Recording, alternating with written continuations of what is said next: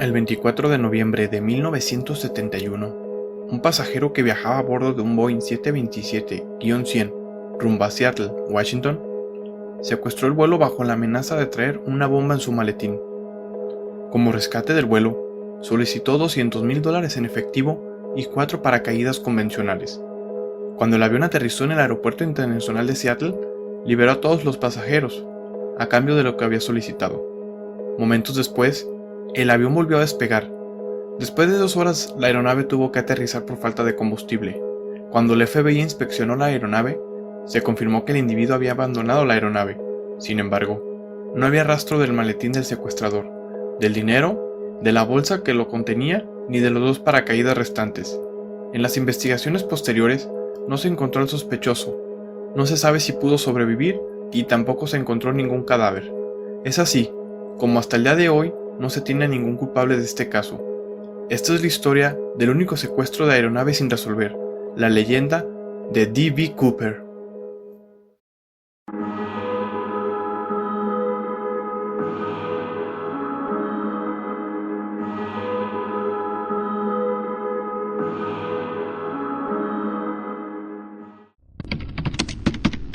El miércoles 24 de noviembre de 1971, un día antes del Día de Acción de Gracias en Estados Unidos, un pasajero que viajaba bajo el nombre de Dan Cooper abordó el Boeing 727 en el vuelo 305, que partía del Aeropuerto Internacional de Portland con destino a Seattle, Washington. Dan Cooper fue descrito como un hombre de unos 45 años, con una altura entre 1,78 y 1,83 metros. Ese día llevaba una gabardina negra, mocasines, traje oscuro, camisa blanca y corbata negra, gafas de sol oscuras y un alfiler de corbata hecho con madreperla. Se sentó en la parte trasera del avión en el asiento 18C y después de que la nave despegara, le entregó una nota a la sobrecargo Florence Schaffner, que se encontraba sentada en un asiento plegable cerca de la salida trasera, justo a la derecha del asiento de Cooper. Ella pensó que se trataba de su número de teléfono, por lo cual guardó la nota en su bolsillo sin leer el contenido. Sin embargo, Cooper se le acercó y le dijo: «Señorita, mejor lea lo que hay en esa nota. Tengo una bomba». En el mensaje estaba escrito: «Tengo una bomba en mi maletín. La usaré si es necesario. Quiero que se siente junto a mí». La nota también pedía $200,000 en billetes sin marcar y 2 sets de paracaídas, 2 paracaídas de espalda y 2 paracaídas de emergencia. Además, explicaba detalladamente cómo se debían entregar estos objetos una vez que el avión aterrizara en el Aeropuerto Internacional de Seattle-Tacoma. Si no se cumplían sus demandas, haría estallar el avión. Cuando la sobrecargo informó a la cabina de vuelo sobre Cooper y sus demandas, el piloto William Scott contactó con el control de tráfico aéreo de Seattle-Tacoma, quienes a su vez se pusieron en contacto con la policía de Seattle y del FBI. La agencia se puso en contacto con el presidente de Northwest Orient, Donald Nairop, quien pidió a Scott que cooperase con el secuestrador. El piloto ordenó a Schaffner volver a la parte trasera del avión y sentarse junto a Cooper para tratar de averiguar si la bomba era real. Cuando el secuestrador descubrió las intenciones de la sobrecargo, abrió su maletín momentáneamente, lo suficiente para que ella viera varios cilindros rojos, una gran batería y cables, convenciéndose así de que la bomba era verdadera. Cooper le ordenó que le dijera al piloto que no aterrizara hasta que el dinero y los paracaídas estuvieran listos en el aeropuerto. Schaffner regresó a la cabina para entregar las instrucciones del secuestrador. Después de que las demandas fueron comunicadas a las autoridades, el avión empezó a sobrevolar sobre Puget Sound, un estrecho marítimo cerca de Seattle. Mientras recolectaban el dinero, los agentes del FBI siguieron las instrucciones de usar solo billetes sin marcar, pero decidieron usar billetes impresos principalmente en 1969 y con números de serie empezando con la letra L, emitidos por el Banco de la Reserva Federal de San Francisco. Asimismo, los agentes pasaron rápidamente los 10,000 billetes de $20 por un dispositivo Recordac para generar una fotografía en el microfilm de cada uno y así grabar los números de serie. Las autoridades inicialmente pretendían usar paracaídas militares de la base aérea de la Fuerza de McCord, pero Cooper especificó que quería paracaídas civiles que tuvieran cordones de apertura manuales. La policía de Seattle encontró unos ejemplares como los exigía el secuestrador en una escuela local de paracaidismo. Mientras tanto, Cooper permaneció sentado en el avión bebiendo un cóctel de bourbon whisky con soda de limón que él ofreció a pagar. Tina Mucklow, una sobrecargo que permaneció junto al secuestrador la mayor parte del tiempo, lo describió como una persona agradable y lo suficientemente considerada para pedir que le dieran comida a la tripulación después del aterrizaje en Seattle. Sin embargo, los investigadores del FBI afirmaron que el secuestrador era obsceno y que usaba malas palabras. A las 5:24, el control de tráfico del aeropuerto le comunicó a Scott que las demandas de Cooper habían sido cumplidas. Entonces, el secuestrador permitió al piloto aterrizar. El avión tocó tierra a las 5:39. Posteriormente, Cooper ordenó a Scott que llevara la aeronave a una sección remota de la pista y que atenuara las luces en la cabina para evitar a los francotiradores de la policía. Asimismo, pidió al control de tráfico que enviara a una persona a entregar los $200,000 y el paracaídas. La persona elegida, un empleado de Northwest Orient, se acercó hasta el avión y entregó los objetos a la sobrecargo Mucklow a través de las escaleras traseras. Pocos minutos después, Cooper liberó a los 36 pasajeros y a Schaffner, pero retuvo al piloto Scott, a Mucklow, al primer oficial Bob Ratajczak y al ingeniero de vuelo H.E. Anderson. En ese momento, los agentes del FBI desconocían las intenciones del secuestrador y estaban perplejos por su demanda de 4 paracaídas. Asimismo, se preguntaba si tendría un cómplice a bordo o si los paracaídas eran para los 4 miembros de la tripulación que permanecían con él. Nunca antes había intentado nadie saltar en paracaídas desde un avión comercial secuestrado. Mientras la aeronave era reabastecida de combustible, un oficial de Administración Federal de Aviación que quería explicar a Cooper las implicaciones legales de la piratería aérea caminó hasta la puerta del avión y pidió permiso a Cooper para abordar el avión. Pero este se lo negó al instante. Una bolsa de vapor en el motor del camión con gasolina retrasó el proceso de reabastecimiento, y Cooper empezó a sospechar cuando, después de 15 minutos, no habían reacabado. El secuestrador amenazó nuevamente con hacer estallar el avión, por lo que los encargados del abastecimiento aceleraron la tarea hasta completarla. Después del reabastecimiento y de una inspección detallada del dinero y los paracaídas, Cooper ordenó a la tripulación despegar nuevamente a las 7:40. También decidió que volaran con rumbo a la Ciudad de México a una velocidad relativamente baja de 170 nudos, que son 320 km/h, a una altitud de 3.000 metros, una altitud muy baja. La altitud normal de crucero es entre 7.600 y 11.000 metros, con los trenes de aterrizaje desplegados y con 15 grados de flaps. Aquí podemos determinar que al parecer el sospechoso sabía de las técnicas de vuelo y del lenguaje de operación. He aquí, para mí, una de las primeras pistas en mi parecer para reconocer a un posible culpable. Sin embargo, el primer oficial, Ratajczak, le dijo que el avión solo podría volar 1.600 kilómetros en esas condiciones, por lo que Cooper y la tripulación discutieron otras rutas antes de decidir volar hasta Reno, Nevada, en donde reabastecerían nuevamente. También decidieron volar en la ruta Víctor 23, una ruta aérea federal que transcurre al oeste de la cordillera de las Cascadas. Cooper ordenó a Scott que dejara la cabina despresurizada, ya que esto evitaría una salida violenta de aire y facilitaría la apertura de cualquier puerta para saltar en paracaídas. Inmediatamente, después del despegue, Cooper pidió a Mucklow, quien había estado sentada junto a él, que volviera a la cabina y que permaneciera allí. Antes de que ésta pasara tras las cortinas que separaban la primera clase de la clase económica, la sobrecargo vio que el secuestrador estaba atando algo a su cintura. Momentos más tarde, en la cabina, la tripulación observó una luz intermitente, indicando que Cooper intentaba abrir la puerta trasera de la aeronave. A través del interfón, Scott le preguntó si había algo que pudiera hacer por él, a lo que el secuestrador respondió con un rotundo no. La tripulación empezó a notar un cambio de presión en la cabina. Cooper había abierto la puerta trasera y había saltado del avión. Esta fue la última vez que se supo de él. El FBI cree que el salto se realizó a las 8:13 sobre el suroeste del estado de Washington, ya que a esa hora las escaleras traseras se sacudieron, posiblemente en el instante en que abandonó la aeronave. En ese momento, el avión estaba volando a través de una tormenta y la nubosidad impedía ver el suelo. Debido a la mala visibilidad, los aviones de caza F-106 que seguían la aeronave no se dieron cuenta del salto del secuestrador. Inicialmente, se creyó que había aterrizado al suroeste del área no incorporada de Ariel, en Washington, cerca del lado Merwin, 48 kilómetros al norte de Portland, Oregon. Teorías posteriores basadas en varias fuentes tales como el testimonio del piloto de Continental Airlines, Tom Bohan, quien volaba a 1200 metros sobre el vuelo 305 y a 4 minutos detrás del mismo, ubican la zona de aterrizaje a 32 kilómetros al este de ese punto. Después de 2 horas y media del despegue en Seattle, el avión con la compuerta trasera abierta aterrizó en Reno a las 10:15.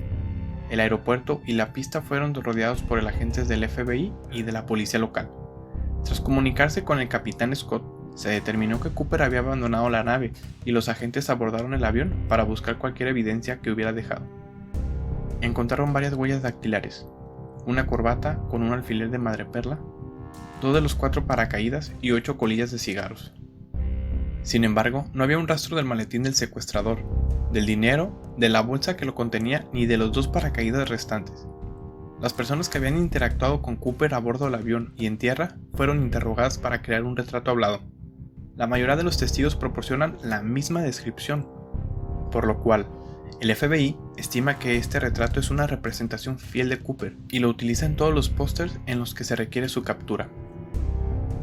Aunque a finales de 1971 y a principios del año siguiente se llevaron a cabo diversas búsquedas aéreas y terrestres en el área de 73 kilómetros cuadrados en donde se creía que Cooper había aterrizado, no se encontró ningún rastro del secuestrador o de sus paracaídas. La velocidad del avión, 91 metros por segundo, las diferencias de altitud y la incertidumbre del momento del salto dificultaron la determinación del punto exacto de aterrizaje. Debido a esto, el FBI cree que Cooper no sabía dónde iba a aterrizar, por lo que probablemente no había un cómplice en tierra que lo ayudase a escapar. Inicialmente, el FBI trabajó junto a los policías de los condados de Clark y Cowlitz, quienes realizaron búsquedas a pie y en helicóptero. Otros patrullaron el lago Merwin y el lago Yale en botes. Pese a que con el paso del tiempo no aparecía ningún tipo de pistas, la llegada del deshielo con la primavera boreal favoreció que se realizara una búsqueda terrestre extensiva, llevada a cabo por el FBI y más de 200 miembros del ejército de Estados Unidos que estaban estacionados en Fort Lewis. La expedición examinó metro por metro el área estimada del aterrizaje durante 18 días consecutivos del mes de marzo y por otros 18 días del abril de 1972. Después de 6 semanas, la búsqueda no rindió ningún resultado, por lo que existe controversia si Cooper aterrizó realmente en esa área y si sobrevivió al salto. Mientras tanto, el FBI empezó a rastrear los 10,000 billetes de $20 usados para el rescate, dando a conocer los números de serie a bancos, compañías financieras y otros negocios. Asimismo, varias agencias policiales alrededor del mundo, incluyendo Scotland Yard, recibieron información sobre Cooper y los números de serie de los billetes. Durante los meses que siguieron el secuestro, Northwest Airlines ofreció una recompensa del 15% del dinero que se recuperara hasta un máximo de $25,000. Pero la aerolínea retiró la oferta al no aparecer ninguna prueba. En noviembre de 1973, The Oregon Journal, un periódico de Portland, publicó por primera vez y con permiso del FBI los números de serie, y ofreció $1,000 a la primera persona que encontrara uno de los billetes de 20.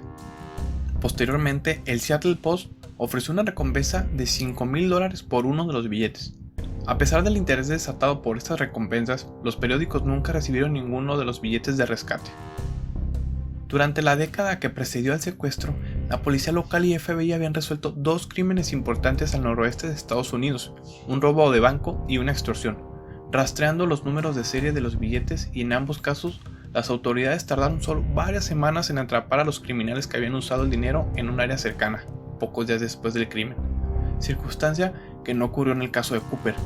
Como vemos, la policía tenía un plan efectivamente ya ejecutado en otros 2 casos similares y pensaban que este caso sería de la misma manera. Antecediendo a la petición de Cooper, marcaron los billetes y rastreando los números de serie será muy fácil encontrarlos, pero en este caso nunca sucedió, nunca fue posible rastrear los billetes. Con el paso de los años, nuevas evidencias fueron apareciendo. A finales de 1978, un cazador que se encontraba al norte del área estimada de aterrizaje encontró una pancarta con instrucciones para abrir la puerta trasera de un Boeing 727. Después de ser analizada, se determinó que pertenecía a la puerta del avión secuestrado. El 10 de febrero de 1980, Brian Ingram, un niño de 8 años que estaba de picnic con su familia, encontró $5,880 en billetes semidestruidos. Un total de 294 billetes de $20, todavía atados con bandas elásticas, aproximadamente a 12 metros de la orilla del río Columbia, a 8 kilómetros al noroeste de Vancouver, Washington. Después de comparar los números de serie de estos billetes con los de billetes entregados a Cooper, se determinó que el dinero encontrado por Brian Ingram era parte del rescate pagado 9 años atrás. Varios científicos locales reclutados por el FBI declararon que el dinero pudo haber llegado a ese lugar después de que el Cuerpo de Ingenieros del Ejército de los Estados Unidos dragara varias secciones del río en 1974. Otros expertos, incluyendo el geólogo Leonard Palmer de Portland State University, estimaron que el dinero tuvo que haber llegado después de que el dragado hubiera finalizado, ya que Ingram encontró los billetes sobre depósitos de arcilla que habían sido sacados del río por la draga.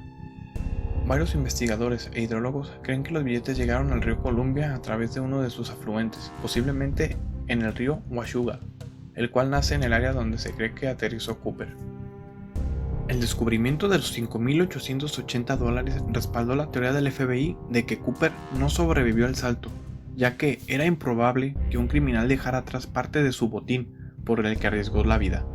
Las autoridades conservaron los billetes recuperados hasta 1986, cuando un tribunal repartió el dinero entre el niño Ingram, el FBI, Northwest Airlines y su compañía de seguros. El 13 de junio del 2008, de acuerdo con los deseos de Brian Ingram, la casa de subastas de Heritage Auctions vendió 15 de los billetes en Dallas, Texas, a varios compradores por un total de más de $37,000. Con la excepción del dinero recuperado por Ingram, el resto del rescate continúa desaparecido. Los números de serie de los 9,998 billetes entregados al secuestrador se encuentran en una base de datos que puede ser consultada por el público a través de un motor de búsqueda. El FBI ha investigado a más de 1,000 sospechosos y descartado a casi todos como el verdadero secuestrador. La agencia cree que Cooper estaba familiarizado con el área de Seattle, ya que reconoció desde el aire la ciudad de Tacoma, Washington, mientras el avión sobrevolaba el Puget Sound. También había comentado al asistente de vuelo, Michael, que la base de la Fuerza Aérea de McCord estaba aproximadamente a 20 minutos del Aeropuerto Internacional de Seattle, Tacoma. Aunque inicialmente el FBI creía que Cooper podría haber sido un miembro activo o retirado de la Fuerza Aérea debido a sus conocimientos en aerodinámica y paracaidismo, esta hipótesis se descartó, ya que ningún paracaidista experimentado habría intentado un salto tan arriesgado. A continuación, se enlistan 5 de los sospechosos más probables de ser el verdadero secuestrador. Primero tenemos a John List. En 1971, el asesino en masa John List fue considerado sospechoso del secuestro, al cual ocurrió solo 15 días después de que matara a su familia en Westfield, Nueva Jersey. Su edad, rasgos faciales y complexión física eran similares a los de Cooper. El agente del FBI, Ralph Himmelbach, declaró que List era un posible sospechoso en el caso.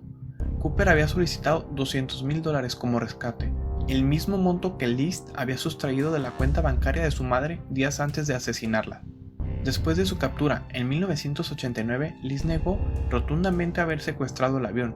Actualmente el FBI no lo considera un sospechoso. List murió en prisión el 21 de marzo del 2008. Richard McCoy Jr. El 7 de abril de 1972, solo 4 meses después del secuestro de Cooper, Richard McCoy Jr., usando el alias de James Johnson, abordó el vuelo 855 de United Airlines durante una escala en Denver, Colorado, y después del despegue le entregó al asistente de vuelo un sobre con una etiqueta donde se leía "Instrucciones del secuestro", en la que demandaba 4 paracaídas y $500,000. Asimismo, ordenó al piloto aterrizar en el Aeropuerto Internacional de San Francisco para reabastecer el avión. El avión secuestrado era un Boeing 727 con escaleras traseras que fueran usadas por McCoy para escapar. El secuestrador portaba una granada ligera y una pistola sin balas. El FBI encontró un mensaje escrito a mano por McCoy, así como sus huellas dactilares en una revista que había estado leyendo, las cuales fueron usadas posteriormente para identificarlo. La policía empezó la investigación después de recibir un aviso del patrullero Robert Van Yeperen, quien era amigo del secuestrador. Al parecer, después del secuestro perpetrado por Cooper, McCoy dijo a Cooper que debía haber pedido $500,000 en lugar de $200,000. Cuando se dio el secuestro del vuelo 855, Van Yeperen reportó el comentario al FBI. El sospechoso estaba casado, tenía 2 hijos, trabajaba como maestro en una escuela dominical mormona y estudiaba ciencias policiales en la Universidad de Brigham Young. También era veterano de la guerra de Vietnam, tenía experiencia como piloto de helicóptero y era un experimentado paracaidista. El 9 de abril de 1972, McCoy fue arrestado por el secuestro del vuelo 885 después de que su escritura y huellas dactilares fueron comparadas con las que se encontraron en el avión. El FBI encontró dentro de su casa un overol de paracaidista y una bolsa de lona con $499,970 en efectivo. Irónicamente, solo había gastado $30 del rescate. Aunque se declaró inocente, fue condenado a 45 años de prisión. Estando encarcelado, fabricó una pistola falsa usando relleno dental que obtuvo gracias a su acceso a la oficina dental de la prisión, y escapó junto a un grupo de convictos en agosto de 1974, robando un camión de basura y estrellándolo contra las puertas de la prisión. El FBI logró localizarlo 3 meses más tarde, en Virginia. McCoy se enfrentó a los agentes del FBI que le esperaban en su casa y resultó herido de muerte cuando el agente Nicholas O'Hara le disparó con una escopeta. En 1991, Bernie Rhodes y el exagente del FBI Russell Callam publicaron el libro D.B. Cooper, The Real McCoy, en el cual afirmaban que Cooper y McCoy eran en realidad la misma persona, debido a las similitudes de su modus operandi. Asimismo, la corbata que Cooper dejó en el avión era similar a la que usaban los estudiantes de la Universidad de Brigham Young, y McCoy poseía un alfiler de corbata idéntico al que usó Cooper. Rhodes y Callam nunca participaron en la investigación del secuestro de Cooper, pero Callam era el jefe de la división del FBI en Utah, quien investigó y capturó a McCoy en 1972. Los autores dicen que el sospechoso nunca admitió ni negó que fuera Cooper. Cuando se le preguntó directamente si era Cooper, el secuestrador respondió: "No quiero hablar sobre eso". El agente del FBI, Larry Carr, no cree que McCoy fuera Cooper, ya que no calzaba con la descripción, y además estuvo presente en la cena de acción de gracias de su familia en Utah el día después del secuestro original de Cooper. Duane Weber. En julio del 2000, USA News y World Report publicó un artículo sobre una viuda en Pierce, Florida, llamada Jo Weber, quien afirmaba que su esposo, Duane L. Weber, nacido en Ohio en 1924, le había dicho, antes de morir el 28 de marzo de 1995, que él era Dan Cooper. Jo empezó a sospechar y decidió investigar el pasado de su esposo, que había estado en el ejército durante la Segunda Guerra Mundial y que posteriormente estuvo recluido en una prisión cerca del aeropuerto de Portland. Weber declaró que su esposo en una ocasión habló durante una pesadilla sobre saltar de un avión y dejar sus huellas dactilares en las escaleras traseras. Igualmente, recordaba que un poco antes de su muerte, Duane le había revelado que la vieja lesión de su rodilla había sido causada por un salto desde un avión. Weber también narró cómo, durante unas vacaciones en 1979, ambos viajaron a Seattle y visitaron el río Columbia. Recordó que Duane fue a caminar solo por los bancos del río, cerca del área donde Ryan Ingram había encontrado los billetes de Cooper unos meses antes. Jo obtuvo un libro sobre Cooper de la biblioteca local y descubrió que la escritura del secuestrador era igual a la de su marido. Después de esto, escribió a Ralph Himmelsbach, el agente que estuvo a cargo del caso Cooper, quien aceptó que parte de la evidencia circunstancial sobre Weber calzaba en el perfil del secuestrador original. Sin embargo, el FBI dejó investigar a Weber en julio de 1998, debido a la falta de pruebas concluyentes. La agencia comparó las huellas de Weber con las que se encontraron en el avión secuestrado, pero no concordaron. En octubre del 2007, el FBI declaró que una muestra parcial de ADN tomada de la corbata que Cooper dejó en el avión no pertenecía a Weber. Kenneth Christiansen, en el número del 29 de octubre del 2007, en la revista New York, publicó una historia sobre Kenneth Pett Christiansen, quien había sido identificado por la firma de investigadores Sherlock Investigations como sospechoso en el caso de Cooper. Christiansen era un exparacaidista militar, había trabajado en una aerolínea y además había vivido en Washington, cerca del sitio del secuestro, por lo que conocía el terreno. También bebía bourbon whisky, fumaba y sus rasgos faciales eran similares a los del retrato hablado. Un año después del secuestro, Christiansen había comprado con efectivo una propiedad. En 2010, Robert Blevins, un escritor en Seattle, y Skip Porteous, un detective de la agencia privada Sherlock Investigation, publicaron un libro titulado Into the Blast: The True History of D.B. Cooper, en el que argumentaban que Christiansen era el verdadero D.B. Cooper. Sin embargo, el FBI descartó a Christensen como sospechoso, ya que su complexión, su estatura, su peso y su color de ojos no coincidían con las descripciones dadas por los pasajeros del vuelo 305. William Gossett, el 4 de agosto del 2008, de Canadian Press, reportó que un abogado de Spokane, Washington, creía que el dinero del rescate estaba guardado en una caja de seguridad en un banco de Vancouver, Columbia Británica, bajo el nombre de William Gossett, un profesor universitario de Ogden, Utah, que había muerto en 2003. El abogado Galen Cook dijo que la apariencia de Gossett coincidía con la de los retratos de Cooper. Supuestamente, Gossett había presumido ante sus hijos del secuestro y les mostró la llave de una caja de seguridad. Decía que Gossett confesó el crimen a dos personas, un juez y un abogado, y que su hijo también creía firmemente que su padre era el secuestrador, pero ninguno de estos datos se pudo comprobar. Finalmente, el caso de D.B. Cooper ha traído repercusiones hasta hoy en día, en donde los aeropuertos y las aerolíneas han tenido que tomar medidas severas contra terroristas y secuestradores de este tipo. Como era de esperarse, el secuestro provocó que se dieran grandes cambios en la seguridad de los vuelos comerciales, principalmente la adición de detectores de metal en los aeropuertos, nuevas reglas de seguridad del vuelo instaladas por la FAA y modificaciones en el diseño del Boeing 727. Después de 3 secuestros similares en 1972 y posiblemente basados o guiados por la inspiración de D.B. Cooper, la Administración Federal de Aviación exigió que todos los Boeing 727 estuvieran equipados con un mecanismo conocido como The Cooper Vane, traducido al español como paleta de Cooper, una cuña aerodinámica que impide que las escaleras traseras de un avión sean abiertas durante un vuelo. El 1 de noviembre del 2007, el FBI publicó información sobre la evidencia del caso que no había sido revelada al público anteriormente. La institución exhibió el ticket aéreo de Cooper, en el cual había costado $18.52. También reveló que el secuestrador había solicitado 2 paracaídas de espalda y 2 paracaídas de emergencia.